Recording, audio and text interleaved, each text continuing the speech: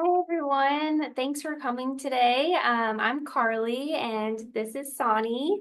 We are educators at Singer. We're coming to you live from our office in downtown Nashville. And today we're going to go over a couple of techniques. We're not going to necessarily teach a full-on class today like we have recently. We're going to go over techniques on the machine and kind of know all about bobbins, Like troubleshooting. Yes, troubleshooting, right? troubleshooting. Yeah. And Carly, I know that, you, as you've been teaching, a lot of these questions came from your students, right? Yeah, I teach a lot of beginner classes, and a lot of these things are simple things, especially if you're starting out sewing, just learning, beginning. These are problems that or issues that you can learn and troubleshoot today. So starting off, we're going to start with bobbin. So many of you guys might not know this depending on the type of machine you have, but there's two types of bobbins that are in most machines. So starting off, Let's go over here to you, Carly. and in the write-up, I put that I was using a heavy-duty 4452. I'm actually switched out today. I'm using the Singer heavy-duty 6700. This is a computerized machine, and I switched it over just because there's a couple other functions I wanted to kind of tell you about. So with the two types of bobbins, there's a top-loading bobbin and a front-loading. Now, this is a top-loading bobbin on this heavy-duty, and I'm going to kind of walk you through. Sonny will tell you about the front loading when she gets over to her machine, but with a top loading, it's pretty simple and straightforward. There's a little screen here. They're usually clear, so that's helpful. You can see the bobbin when it's inside your machine. So if you're running low, it's a good way to be able to know when you need to change out your bobbin. But it has a little thread path here that you'll follow. And so when you first place it in, I always tell everyone, you want to make sure it's in the shape of a P. So here's the side of the thread. Here would be the rounded part of the P. So you're going to place it in at that direction. And you can't really see the arrows, but you can follow along. There's a slot. So I'm going to try and get in really close, Carly. So if you can have your hand a little bit, you can see the arrows just a little bit. So you'll follow the arrow. So first you'll slide it in the thread and you'll follow right along. And I like to kind of have my hand actually holding on one finger on the bobbin, and that kind of locks it into its tension. And then there's a blade here, and you'll snip it, and that's kind of the path you follow. It's how you just actually. Let me try that again. That's really good. Letter P, follow the arrows, right? All around. I've got my finger on here to get it in its tension. I'm just going to snip it. Now, some machines might not have the little snip. You might have to just leave the thread hanging off the side. And then once you put it into this type of bobbin, there's two types of ways. So some machines will allow you to just actually start sewing. So once you have it in place, you're gonna you're gonna just, start your machine, start sewing. Other times you might have to turn your hand dial on the side of your machine and bring up the bobbin thread. But either way, that is basically how a top loading bobbin works. You just load it right in to that spot. And I think, Carly, the other thing that's really cool about this is, again, you have instructions on the top of the little cover and all the way through. So I'll take the screen back out to show you. A lot of the screens will also have a little diagram to show you if you're brand new to kind of follow along. And every machine is a little bit different, but in general, that's exactly what you do for that top loading bobbin case, right? Yep. All right, so I'm actually we're gonna scoot over here. By the way, we're gonna talk about sewing on buttons in a little bit, aren't we, Carly? Yes. I love that little pillows. So that's a really fun little thing. I'm going to move over here, and I'm actually working on the Singer M1500. So this is a little more basic machine. It's a great machine to kind of take with you to class and do different things like that. But with this, you'll notice, and I think you can see right here on top, you can't see the bobbin here. What Carly was talking about is being able to see the bobbin. To get to my bobbin case, what I'm going to do is I'm going to take off my accessory tray, and then I'm going to open this. Now, Carly's bobbin case was a top loading bobbin case. Mine's what's called a front loading. So it actually goes in the front. And Monet, you can tell us in the chat, how many of you have top loading bobbins And how many of you have the front loading bobbin? I'd like to know what you have already. So kind of interesting to see for We got us for a that. bunch of top. We got a lot of top loading bobbins, top loading. Well, those of you who have top loading. Tina has a front. Okay, there's Shout a out front. Tina. All right. Well, the reason why we do this is the bobbin is like one of the first things that you need to do to get your sewing going. And the other thing is though, sometimes when you're new, you make mistakes with it. So that's why it's important, right, Carly, to get that in there, Yeah. right? And the other piece is both Carly and my machine. So I know that was probably hard to see, but both of our machines use the same style of bobbin. These are both 15 class bobbins. So if you're looking for new bobbins or more bobbins, Michael's has those for you, but the 15 class bobbin, that's what you're going to use. And also, sometimes you will see metal 15 class bobbins. What I would really suggest to you is if your, pardon me, machine came with the clear plastic ones, stick with the plastic ones. If your machine came with metal, stick with metal. All right. So this is kind of cool. And to Carly's point, in this case, when we put this bobbin in the bobbin case, so I just dropped the bobbin in the bobbin case. When I pull, and I'm going to bring this up. Oh, there we go. Just a little bit. When I pull the thread, it should turn clockwise. Can we kind of see how it's turning clockwise? Yep. And with that turning clockwise, then there's a little notch. If you can see that little notch. And Carly, can you zoom in just a little bit? I'll try and stay steady. There we go. And there we go. So you're going to see a little notch right there. So my bobbin going clockwise. I'm going to do that again. So going clockwise. And when I turn, there's this little notch. I pull the thread in the notch and then I pull it up into here. When I pull it up into there, that's actually the bobbin tension. So can you guys see that? I know, hopefully you can see that. And when you put that in the bobbin tension, that's where I'm gonna do this. Hopefully nothing bad will happen. See how it's actually holding. And that's what it should do, is it your bobbin, when you're holding your thread like this, the bobbin case should not drop. All right, how many of you knew that, right? That's pretty cool. Now, I don't know if you want to mention, but when you loosen that screw can also. So there is a little screw on here, and so this is actually how heavy the tension is. So how hard that little clamp is pushing down. Normally, that's a great call out, Carly. Normally, you don't mess with that screw at all. You're just going to leave that. But sometimes when you're using decorative threads in the bobbin, that's when you might change that. I personally, I'm going to come back here, Carly, so they're not just seeing that. I will always buy a new bobbin case. I get another one of these. You guys, you can get those. They're not super expensive, and that way, and I put a little fingernail polish on it. And then I know this is the one that I can mess around with, and then I keep the one that came with the machine. I actually keep that there. So yeah, so kind of a cool thing. All right. So I'm going to come back. We're going to come back to our bobbin area. And this is the other thing. And perfect.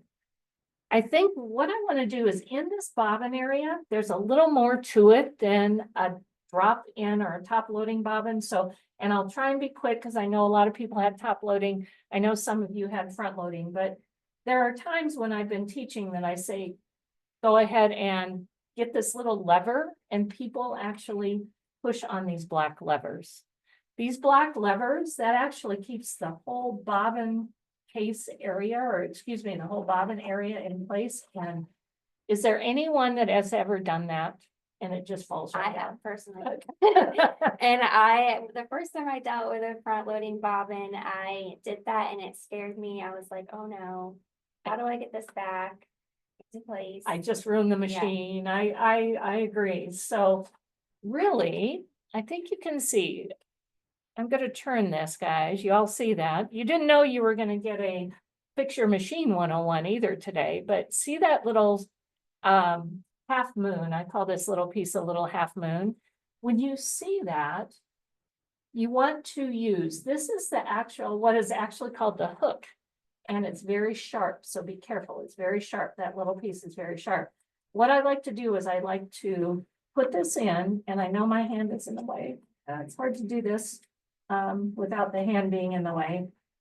But you set that right on this little lip, and I have now completed my circle. Can you all see that? So now it's not just a half moon, it's a full moon there. And then this is what's going to hold it all in place. All right, and you see you've got these two pieces up here, and you've got a little nub. Where can you see? Ah, there you can see that little nub. So you're going to put the prongs into the area, and that little nub is going to go into that little slot. So that just fits. Make sure my nub is there. That just fits in there perfectly. You flip your black pieces back. So that's good. Those of you with front loading bobbins, you now know how to get that back together. And also that's a great way if you're cleaning your machine. And now all I'm going to do is I am going to flip this little lever forward. Put this in, and here's very important. I always push my finger like that to make sure that that is in place. If you don't get that in the right spot, it's going to spin. See how that's kind of spinning? That's not in the right spot. You're going to put it there like that. It's all in place. Sometimes machines will also make like a snap noise. These ones don't. That one did not, yeah. And then the last thing, Carly mentioned on her machine, she doesn't have to pick up her bobbin thread, but in here I do. So I'm going to just turn my hand wheel once. And when I turn the hand wheel once, I'm going to pull up my bobbin thread. I think you guys could see that come up. And I'm going to give you guys, so here's my bobbin thread. I'm going to give you a little tip. I'm going to zoom in just a tad. Okay, all right. Yeah, I think that may be it. So but here's my bobbin thread, and I just use my thread to pull that up to the top and then make sure everything, oh, it always looks more graceful when we practice. And then everything is right there. Yep. So with the front loading, you always have to bring that bobbin thread out from underneath. Yeah. So far, Monet, I'm going to put this back on. Okay. And so far, do we have any questions about what we just did? Again, 15 class bobbin, right? Yes. And yours is the top loading. Top loading. Definitely, if you're comparing the differences, I would say the top loading is a little easier. You can see it, and you don't always have to bring up that bobbin thread, but and relatively, they still sew the same.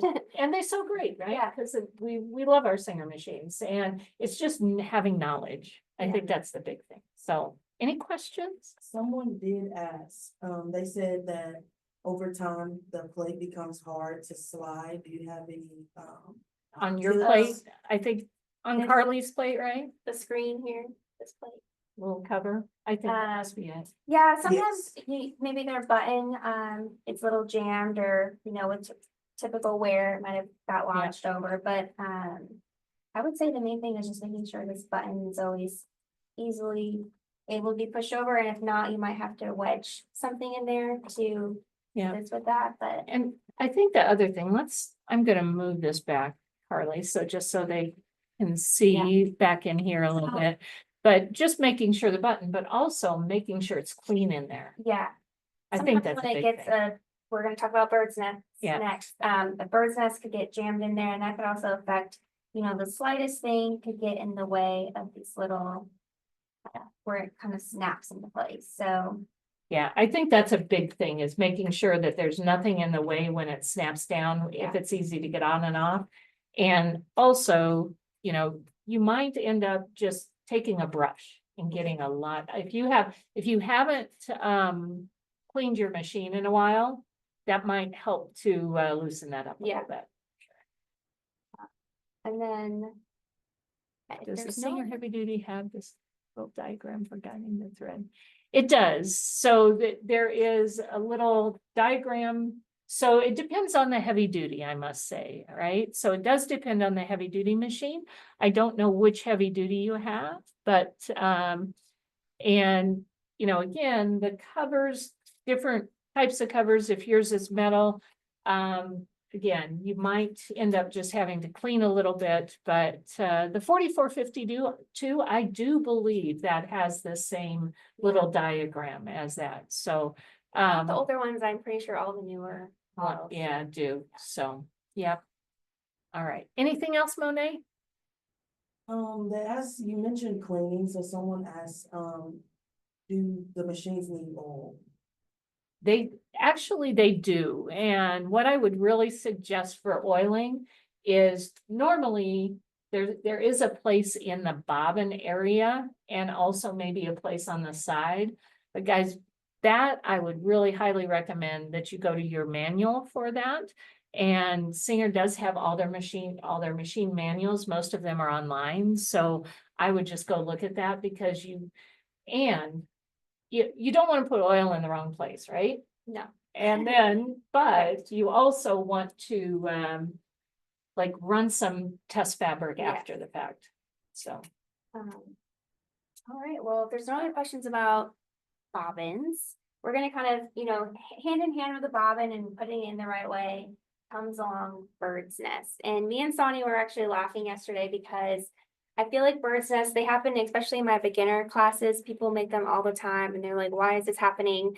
But yesterday we were trying to recreate one on some scrap fabric, and everything we were doing, we're like, why isn't the bird's nest happening? this happening? But when you actually don't want it to happen, that's when it seems to happen. So, I'm gonna go back to here so you can. you know, if you've ever been sewing and you have this happen underneath your fabric, it's like a wad of fabric or a wad of thread that gets all bunched up. And sometimes when I was able to successfully make this bird's nest yesterday, it actually got like stuck in my machine and it was really hard to get out.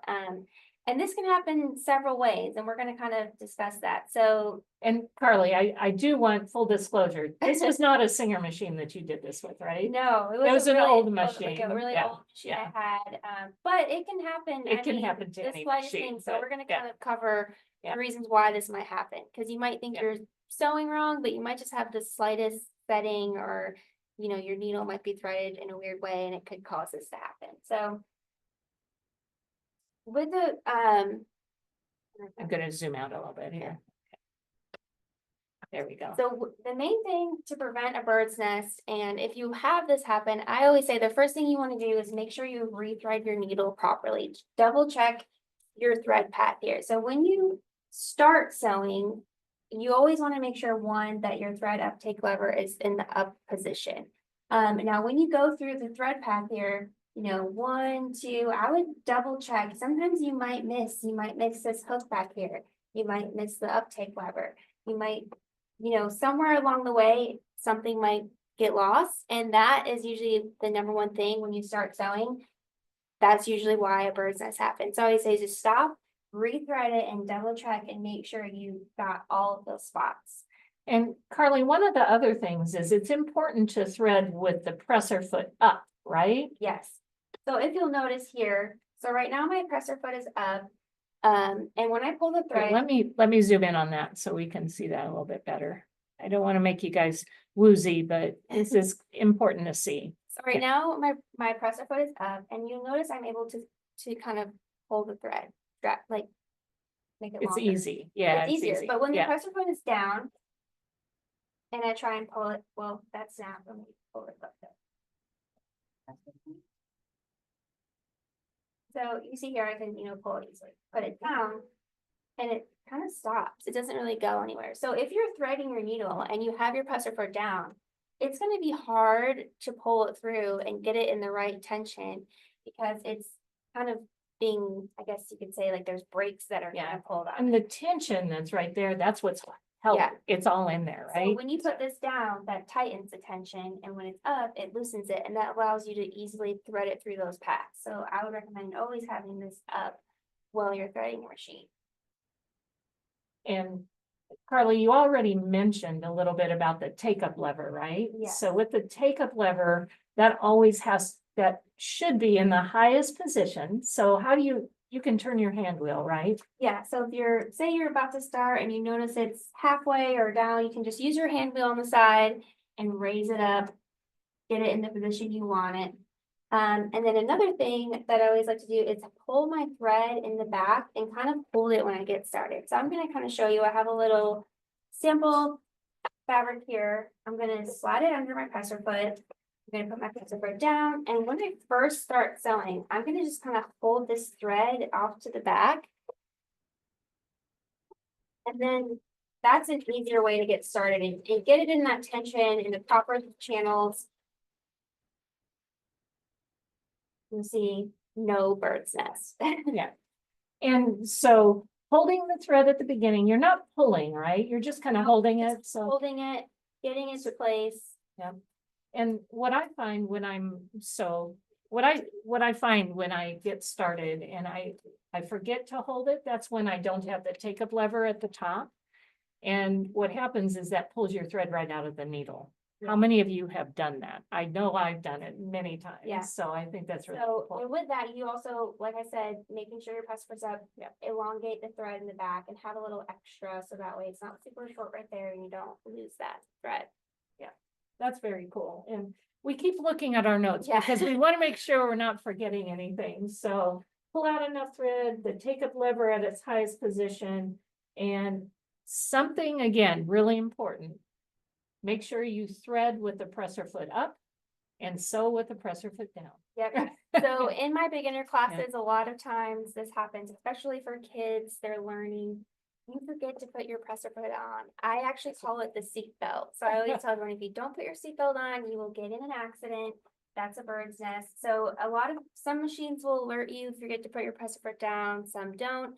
So it's really easy if you're brand new to sewing to forget. You'll just start sewing and you leave your presser foot up. Then you have a bird's nest. Just make sure always in motion, presser foot down. That will be another way to prevent that bird's nest. I love the seatbelt. That's a really great thing. And you know, the question came up about, you know, when you rethread, should you clip your thread at the top? Well, I'm kind of showing it on your machine. Clip your thread at the top and pull it through. You really should. And the reason for that is, so clip your thread, pull through, don't pull it back up. The main reason is because of how the tension holds your thread. Hold your thread goes through one way. When you pull it back up, the thread fibers actually get caught in the tension discs. And so it's not, it creates more lint is really what it does. So it makes your thread, it makes your machine get more linty. It's not as good for it. The technicians hate it when we pull it back through. So make sure you clip the thread, pull it through. I think that's really a key for that. So your service technician will be very happy with you if you do that. Another thing I actually forgot to put in my notes is that sometimes if you thread your bobbin and it gets a little wonky, like if there's a loose thread in the bobbin that's out from the normal circle, that could catch in there and that could also cause a bird's nest. So you want to make sure you properly wind your bobbin as well. Yeah, that for sure. And make sure you clip off that little first start of it, right? Yeah. Okay. And one other thing, if you're taking any notes, I usually with a bird's nest and with tension, if you see the top thread on the bottom, that means your top thread or top tension is incorrect. If you see the bobbin thread on the top, that means the bobbin thread tension is wrong. People think that, oh, I've got something on the bottom, that's the bobbin. It's actually backwards. So that's why threading both is a good idea, right? All right. So any questions about that? I think we're able, since it's both of us, Carly, we're able to kind of watch the chat a little bit. So any other questions on that, Monet, that you're seeing? That is the only question that I'm seeing. Okay, great. All right, so next we're going to talk about buttonholes. Now, are you starting on the 4 step first? I am. Okay. Oh God, sorry. Sorry about that. So guys. with buttonholes, there's 2 types of ways you can do it. There's a 1-step buttonhole or a 4-step, depending on the type of machine you have. So Sony is going to show you guys first a 4-step buttonhole. Yeah, and with the 4-step buttonhole, so I'm going to move us. Sorry, I kind of messed that one up here. With the 4-step buttonhole, these are actually, they're really great buttonholes to make. They're super easy. And the interesting thing is, so I'm gonna actually zoom in a little bit here for this, and then Carly, I'm gonna have you take over. But with, yeah, that's okay, I think. Let me pull this up just a little bit. There we go. So what I want you to notice, and hopefully it's, you can kind of see a number. There, for 4-step buttonholes, they can be made the steps can be different. So on your machine, like on my M1500, what I have is I have a number 1 and it's showing, and there's a little arrow, and it's going to go backwards first. And then I'm going to go to number 2, and it's going to do the bar tack or the top part of the buttonhole. Number 3 is going to come down the right-hand side, and then number 4 is going to do the other bar tack. So you just need to follow whatever it is on your machine, but that's how a 4-step buttonhole works. It goes 1, 2, 3, 4. With that, this is, and maybe I'll come over here if you can see that a little bit, guys. This is my buttonhole foot that is made for a 4-step buttonhole. Okay, so this is my foot. And you'll notice on the edge, on that edge, there are little markings. And those markings allow me to just place my button basically up to the markings. So I know what size. So I'm going to make my buttonhole from that mark to that mark. Can they see that, Carly, as I'm doing this? All right. So from there to there for this size button. And because my machine starts going backwards first, I'm going to start with my foot all the way to the front. And I would always recommend, no matter what type of method you're using, practice your buttonhole first on some scrap fabric, because you don't want to just right away put it on your garment and, you know, realize it's going backwards instead of forwards first. That's happened to me so many times. So you definitely practice it out first on some scrap fabric and get it down. So, you know, one, the length is right, and but also so you have the direction.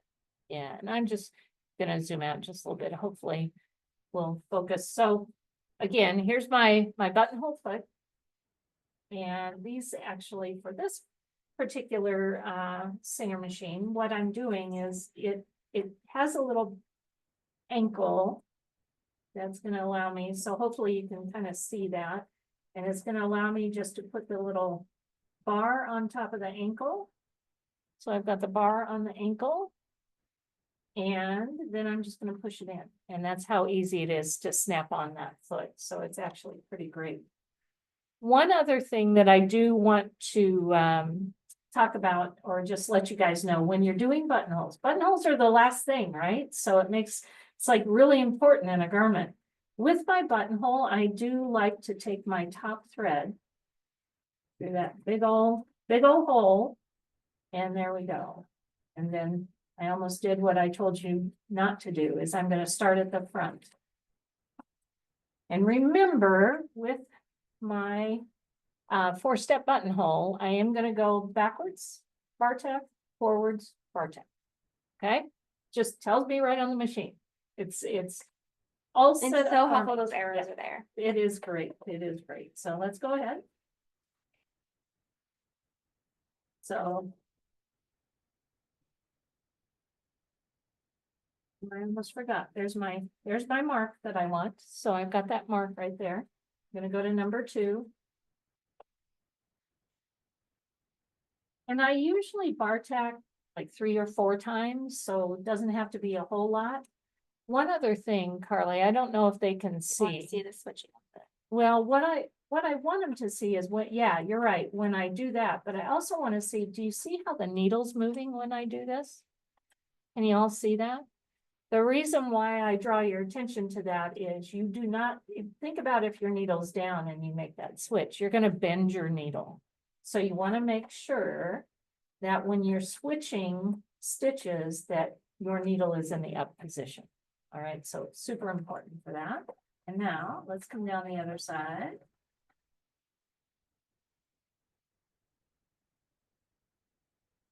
And get to the end, and I'm going to do that contact.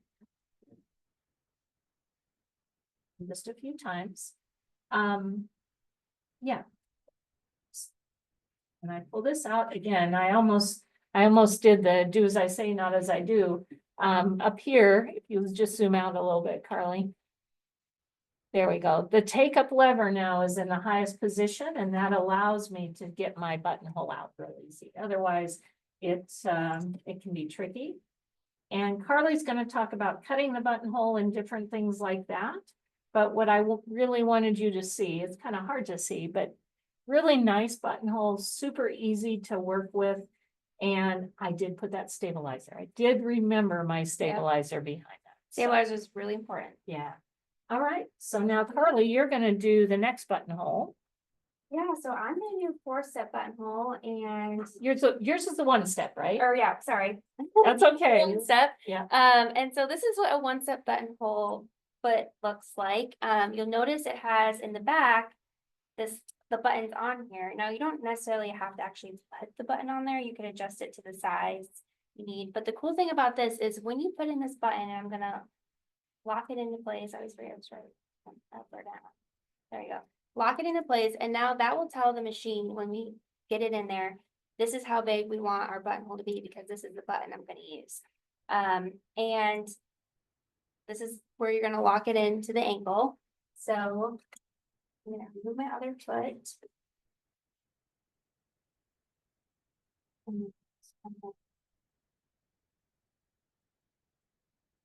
Lock it in here. Now, Sonny said that she likes to push this right down through. So oh, it's a little harder in this space.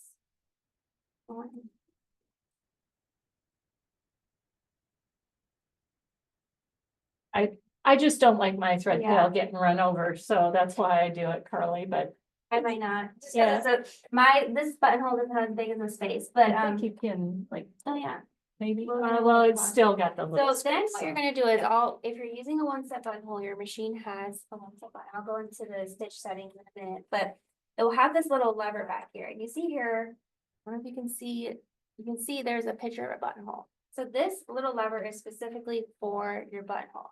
And you're gonna pull it down and you put it behind this little lever right here. And So- with your finger there, I'm gonna try and get in a little bit closer so they can see, maybe not. So this lever comes down. Oh, I'm a And little any too machine close. that has a 1-step buttonhole will have this lever, you pull it down and you make sure it's behind this little part that's sticking out on your buttonhole foot. Yep. And that will be the guide. So when it's going forward and back, that is the guide to make the right size. So now that I have that in there, before I get my fabric, I'm gonna go over to my stitch settings. So this machine right here, this awesome computerized machine has this stitch right here. I would just hit this and it's gonna switch over to my buttonhole setting. I don't have to go 1, 2, 3, 4. It's just you would hit this and I'll show you. But this machine also has a couple other, this computerized machine has several other type of buttonholes that you could select from. These ones are kind of keyhole buttonholes. I don't know if you can see, but you'll see when it goes down around the bottom, it kind of curves out a little wider. That's great for really large jackets, larger buttonholes, or even if you're using different types of buttons like shank buttons, which you would sew on by hand, but it has a couple options for different types of buttonholes, which is great. So I'm going to just use the one that's on the machine though. This one right here, and it'll always look, kind of like a rectangle to show you exactly what it's going to sew out to look like. And I'm going to just adjust my width just a tad bit so it's a little tighter together. Actually, I think you want to do the length. Oh, on that the one. length. Sorry. That's what I mean. Sorry. Yep. Sorry. And then I'm gonna grab my fabric and some stabilizer underneath. This is how Sonny did as well. Place it under. Now, if you were sewing, that's why I say it's always good to kind of mark it out first where you're going. But all you'll do for this is when you get it in the spot where you're gonna have your buttonhole, and you're just gonna press the gas and it's gonna sew it out in completion. You don't necessarily have to stop and switch any buttons.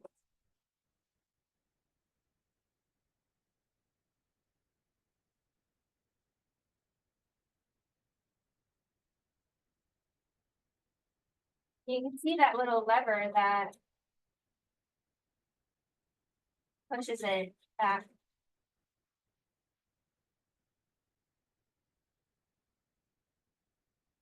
That also pushes it forward, doesn't it? It's pretty cool. I love that.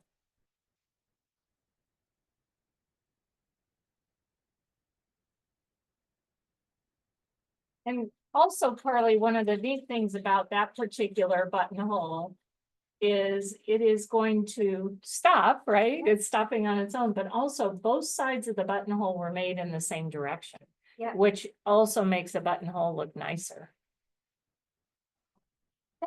When you get to where you're gonna cut it. Can we open- see it? Can we Yeah. see it? Just wanna trim it out first. Sorry. So there you go. Easy peasy. It Yep. stops for you, you know exactly where to go. Then, so when you wanna cut your buttonhole open, so everyone's coming out of the classes, I always have my hedgehog with my pins. I like to put 2 pins, at the edge of the buttonhole right there. So that way you don't accidentally, it's really easy to sometimes snip it and then open up your whole buttonhole. So that would prevent, but I kind of first, you can use a seam ripper and just cut it open, but I sometimes first snip it a little bit in the middle to get a little bit of a hole. This just started. Let's see if it'll work better. So kind of, you can see I open it up a little bit. And then you can use the seam ripper or those little scissors and just kind of slowly tear the fabric. And you can see why I have those pins there, because if I didn't and accidentally took it too far, it cut your work that you just did, so.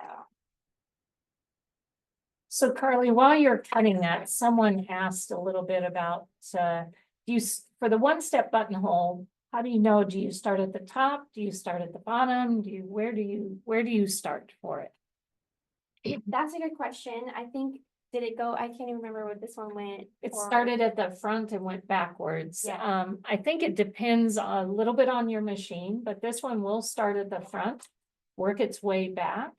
And so if you were marking that like on a jacket or on a blouse or something, you would know that you would want to put your buttonhole foot on a certain spot. Yeah, where the, So- let's say if it's going back first, you would put it here to start and then it would Yeah. go around. But that's why it's always good to practice it out first. Yeah. So now you can see I have.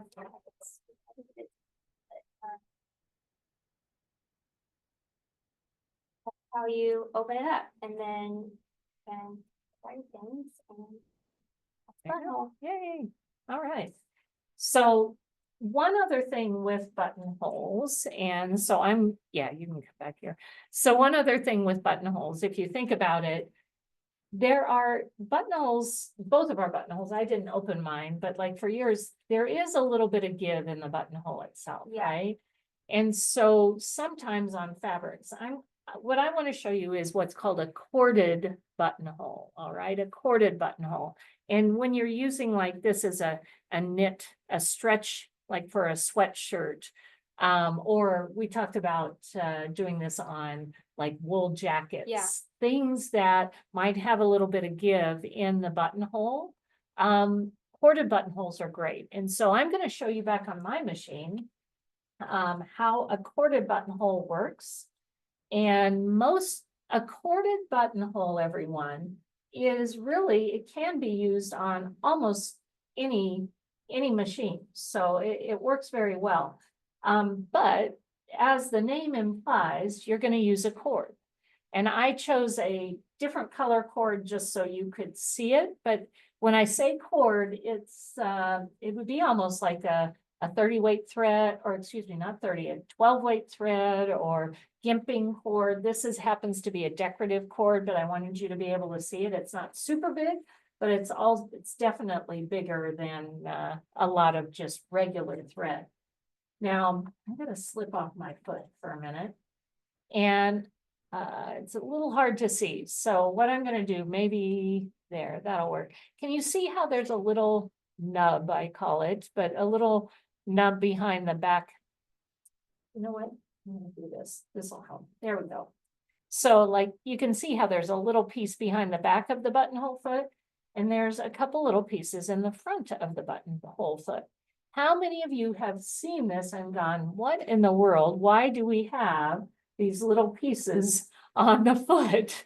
I know I did for a long time. And so this is for your corded buttonhole. And what you end up doing is, I'm gonna set that down and I'll bring it right back up. You end up placing your cord around that piece here.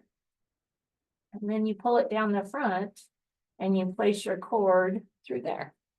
You all see that? And so I'm truly, if I do it right, hopefully, if I do it right, I'm gonna sew over those cords.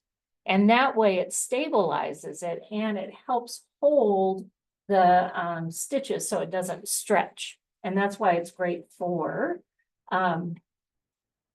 those knit fabrics. If you, for some reason, are putting a bobbin or a buttonhole. And this is like chewing gum and talking and walking all at the same time. When I have to put that on, keep this in, that sort of thing. I'm still gonna start at the front. And let's see if I can do this on camera. We talked and we showed this yesterday, didn't we, Carly? Yeah. And it's like always in practice, it works so much better. All right, so let's try this. Place that down. All right, so I know you can see that the cords are coming out here. And I'm just gonna make sure that they're not twisted. And I'm gonna start with step number 1. So how many of you remember step number 1 does what? Goes back first, right? So we're gonna go ahead and go backwards first.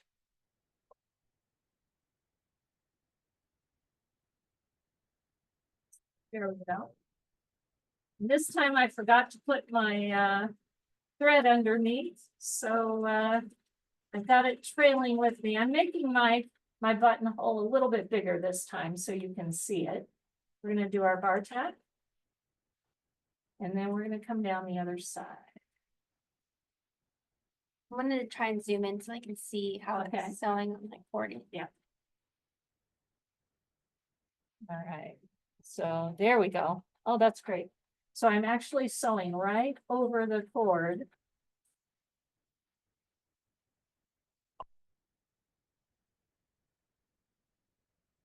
And when I get to that end,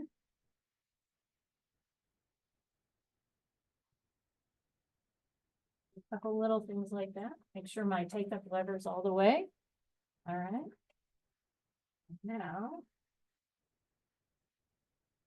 Okay, so if you've ever seen a picture that looks like that with the cord in there, and now this is super stable. So here's the thing is, one side you have to be a little bit careful with, because now what I'm gonna do is that loop, I'm pulling on one piece, right? So I'm just gonna pull that loop all the way down in.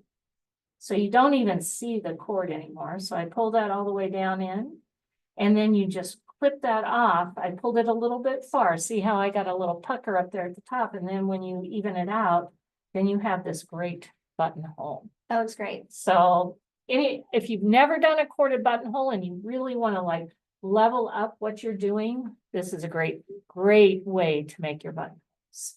We So do have 2 questions. yeah, Someone asked, is the cording kind of adding reinforcement to the buttonhole? it is. So yeah, the cording is adding reinforcement, and it's making it so it doesn't stretch. And buttonholes, even if they're on a woven fabric, they can stretch a little bit. So definitely adding a little bit of support, really. And someone else asked, on this machine, are you moving the dial for each step? I am. So on the M1500, I am just doing it step by step. Oh, thanks, Carol. So 1, 2, Zoom in on these buttons more. yeah. So you can see, there we go. So yeah, so this I do 1, stop, make sure my needle's up, 2, do the bar tack, 3, comes back forward, 4, do the other bar tack. So yep, 1, 2, 3, 4. All right. Okay. So that is Those are our buttonholes, Yeah. right? So we've got the 4-step, got the 1 1 step. step, and the corded button. and the corded buttonhole. And next is sewing on the button. So This is where, I gotta show, we gotta zoom in on this. I love this pillow, Carly. I think and if this- you're making something like this, or adding a lot of buttons to a project, using Look a at that. button, a sew on button foot Yep. It's such a time saver. It's amazing. I honestly, I'm I would gonna say scoot over to you now. There we go. when I first started sewing several years ago, I didn't even realize that this foot existed, and I would sew all my buttons on my hand, and I thought it was such a pain, and then I was like, oh, there's a foot that does it for you. So It's always great when you find yeah, those there's things. feet for everything. And so this is a sew on button foot. It looks like this. It's usually, it has this little blue like prong in the front. They're pretty small and you know, it's easy to lose them, I would say. So you probably have one at home. And it, same thing, has a little lever where you, the little bar where you pop it on. So I'm going to show you guys how to sew on a button. So the first thing you're gonna wanna do actually, because, you know, when you're sewing on a button, you're just going back and forth into the hole and you want it to stay still. So the first thing you're gonna wanna do with your machine is lower your feed dogs.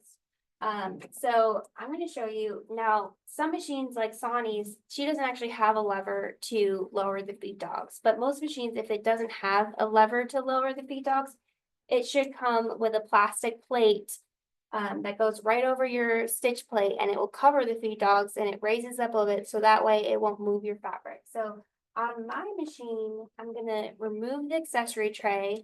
Now, I can't really show you guys, but there's a little lever in the back and when I slide it one way, it will lower the feed dog. So if you want to zoom in, just Oh, slide yeah, it once. yeah, sure. I'm gonna slide my lever over and you'll see Oh, they that's- popped yep. down. Yep. So now they're out of the way. So any fabric that's over that now, it won't move my fabric. So when you're sewing on a button, you just want to make sure you lower your feed dogs. So now that they're lowered, I'm just gonna pop this back on.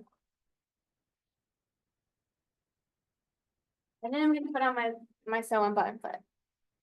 So you always want to make sure the little blue prongs are in the front, because they're kind of the grips that are gonna hold the button.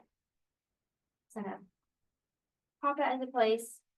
Now, a couple of things I want to show you. So like I was saying, this computerized machine has several other functions. So most machines, they don't typically, it depends on your machine, but if it doesn't have an actual button stitch setting, so on this card here, you'll see stitch 21 actually has, it looks like a little smiley face about its smile. That's the button. And that's a stitch to represent just for sewing on your button with the sew on button foot. But I'm gonna just use a zigzag stitch. So you can use, if your machine has that setting, you can use that, or you can simply select a zigzag Let me get up stitch. there, sorry. I tightened something down. I keep tightening the wrong way. I apologize, everybody. You're I gonna, should never be a camera person, Carly. you're gonna select your zigzag stitch. I'm gonna use number 5 today. And I'm gonna take this button actually out of the buttonhole that I made earlier. So this one that we made a size for. I'm gonna take my fabric. I'm gonna use the one that I already used with some stabilizer on the back. And what you're gonna do is you're gonna match it up under that sew on button foot, and you wanna put it so in between the little prongs where the holes are, you can see slightly, you can see where like these two holes of the button are right in between those prongs. So before I actually hit the foot pedal and I start sewing, I'm gonna take my hand wheel and I'm gonna turn it slightly, and you want to just make sure that it goes in both sides that it fits. Now, most buttons have a standard size, the width between the two. But that way you just want to make sure it's good and you're not going to hit your button or your presser foot. So now that I know that it's good, I'm going to just hit my gas. And you see it's sewing on the button for me. And those feed dogs are lowered, so it's not trying to move or anything. You go a couple times.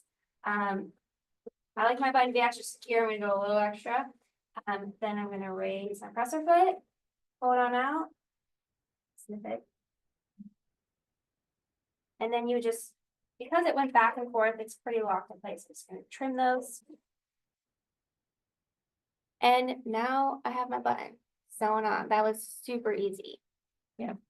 And Carly, just real quick, someone mentioned they really like the accessory tray, but her comment, I think it was Loretta, she said, great place for M&Ms. Why haven't we thought of that before? I need to put some snacks.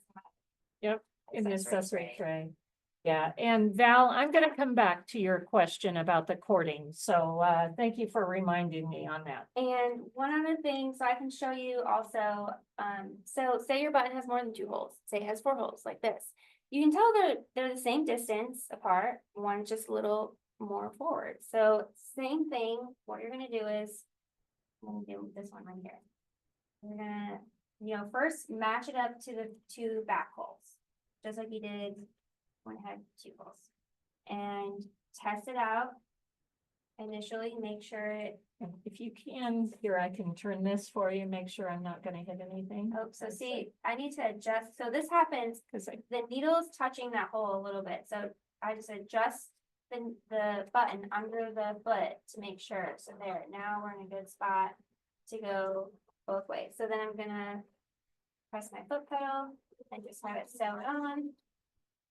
With that side nice and sturdy, then when you wanna switch to the other 2, what I'm gonna do is I'm just gonna raise my presser foot and I'm gonna slide it back.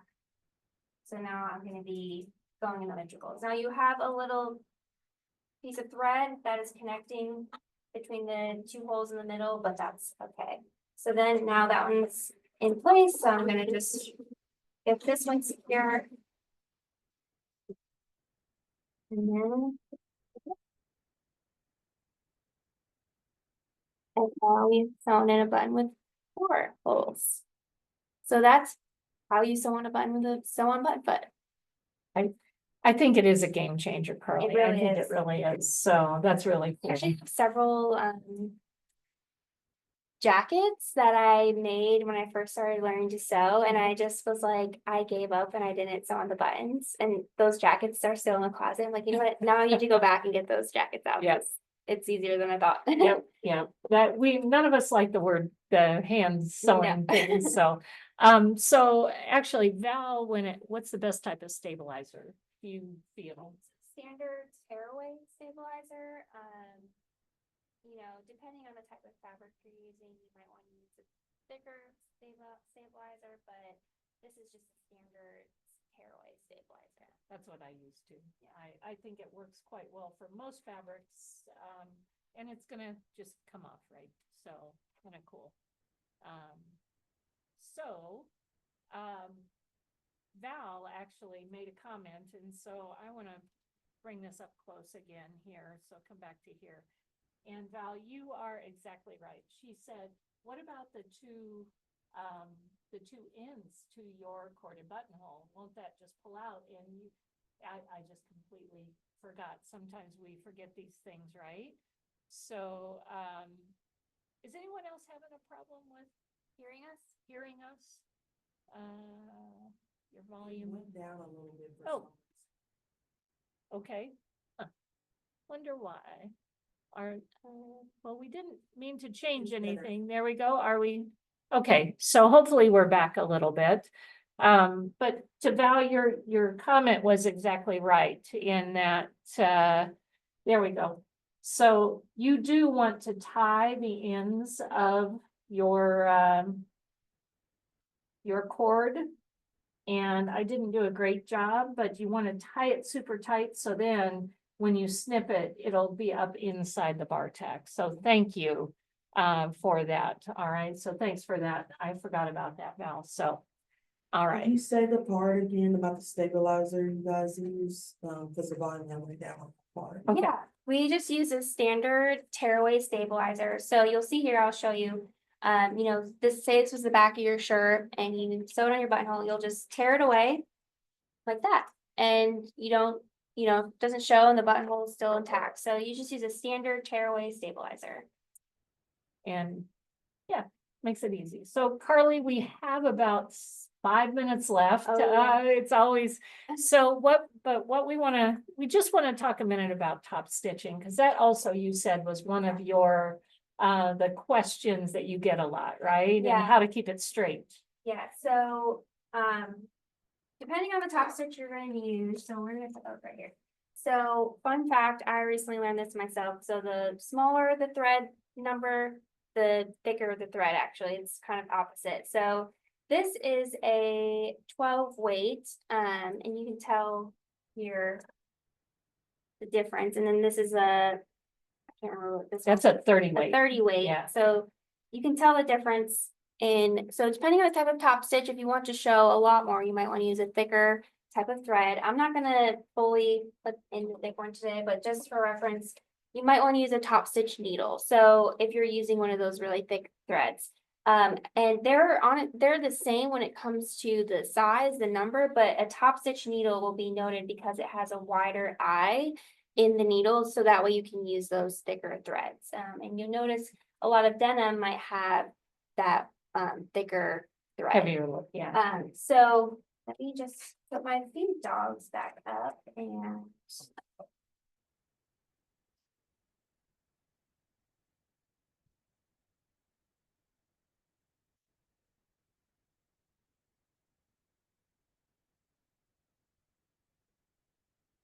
I'm gonna change out my thread really quick, the color.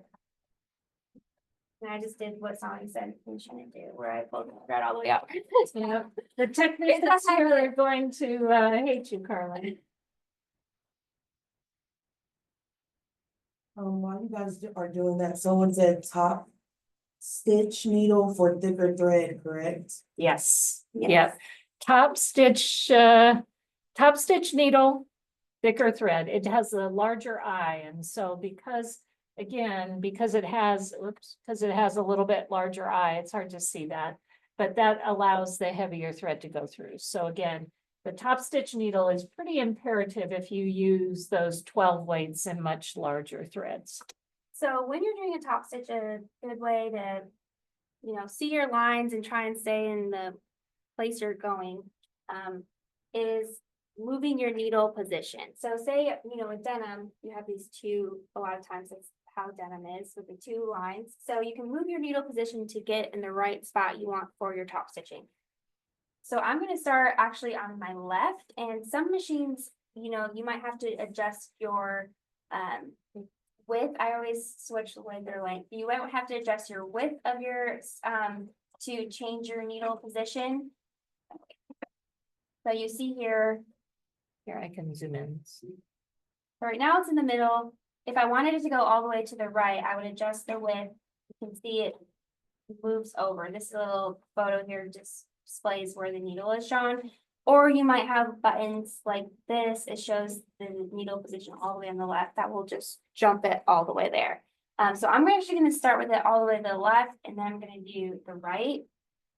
I'm going to take this denim, and I like to just first, say I'm going here, I'm going to line my presser foot up with the outside edge. So I know I'm in line there.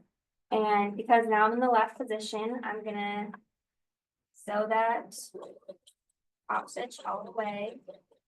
And you can also, I don't know, Sonny, when you're talking about staying lined up in a straight line, there are things you can buy or tools to help. There's seam guides, Seam there's a guides. Sew Easy foot. There are lots of different things that you can use to help keep you straight. So I sewed on the left, and now I'm going to do the right close to this side. So what I'm going to do is I'm going to adjust. So this one doesn't jump all the way to the right. So I'm going to. sorry, Carly, I was trying to prep for this. So let's see I'm here. so bad at looking back and checking.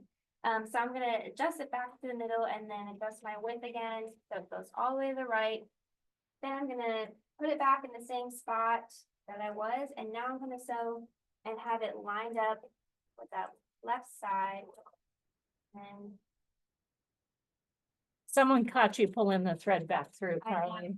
said, see, I am my own bad habits. Yeah, do as I say, not as I do. Yes. Carlotta, thank you for joining us. People are having to jump, so we're gonna finish up really quick here, guys. So you can see just by changing the needle position, Yeah. those top stitches. Needle position is great on machines. If your machine has that, I highly recommend you use that for top stitching. My machine, it's actually, it does not have the needle positions. It's preset for a lot of different things, but not preset for needle positions. So I'm going to show you about a twin needle. And a twin needle, what it does is it has a shank, one shank, two needles coming out of the shank. So hopefully you can see that a little bit.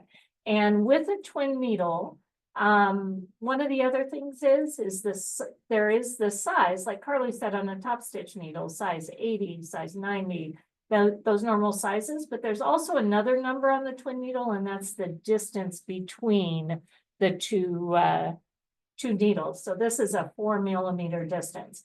You want to make sure that the distance actually fits into your presser foot, right? So I'm gonna try, so it goes into the presser foot. So I'm gonna put in my twin needle. Loretta says twin needle. What craziness is that? I know, it is, but it is a really Taking cool care of two thing, things at right? once. Yeah, Awesome. exactly. Now I do, just because I don't have Carly's machine today, and what I'm saying is I don't have a needle threader, I need to thread my needle. But even if you did have Carly's machine, what I would say is you cannot use a needle threader with a twin needle. So you gotta try and remember how to thread a needle if you're used to those needle threaders. So I've got one. Use the same threading path, everybody, going through. If some machines have a little extra in the tension that you can go on one side or a different side of the tension disc, the center tension disc. Mine doesn't have that. That doesn't stop me from using a twin needle. It's just something that you need to kind of know. All right, wow, guys, I must be living right because I was able to thread that, I think, very, very well. I'm just There gonna we zoom go. in to show. All right. So she threaded it the same way you normally would, a regular needle, but Through Through both, each one. yeah, through each one. There we go. focus. Yeah, it'll focus. There we go. And so this for me is another great way to do double stitching if you're doing top stitching.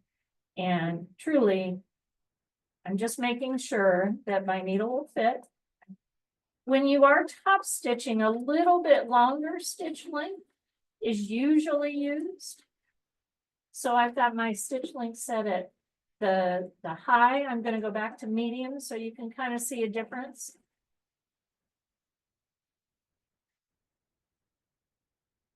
And those are now perfectly spaced because Yeah. the needle is set like that. Yeah, so there you go. Isn't that great? And I'm just So- gonna zoom. I don't know if they saw the top, how you had the spools, but see how she has the two spools up top? Most machines, not all, have a secondary like spool, so pin, you yeah. can do that. Yeah, and like Carly's machine, she can take it on and off. My machine just stays like this. Both work very well, but I love that twin needle. I think it's really, really great. So, all right. So Carly, any other Any questions other that you're seeing? questions? We're looking. It's terrible. That was kind of a Yeah, lot that's of information right there, you, but it's Yeah. great for beginners. I saw there were some people, Rosemary said that she just got a machine for Christmas. So Yeah. that's awesome. cool. So anything else, guys? Please put the questions in. We can answer later. This is gonna be on YouTube. And Carly, you want to talk real quick So about this little guy? I'm gonna be teaching a class on how to make a utility apron. I don't know if you can see it up there on the mannequin, but super easy beginner project. So if somebody like Rosemary wants to tune in, it's a great project for beginners. And very there's a fun. write-up with all the information you need as far as like fabric and all that, but there's a couple ways you can do it. I have a tie around option, or if you get like a strap with buckles. But super easy class, great for, gardening, housework, any type of construction, even like hairdressers. There's Yeah. if you put your sewing tools in it. So Yeah. lots of ways you can do it. And I hope maybe I see some of you guys on April 3rd. Very So good. So Carly, this was fun, right? Yeah. Yeah, thank you guys Thank you for guys. coming. We really appreciate it. And that's a wrap.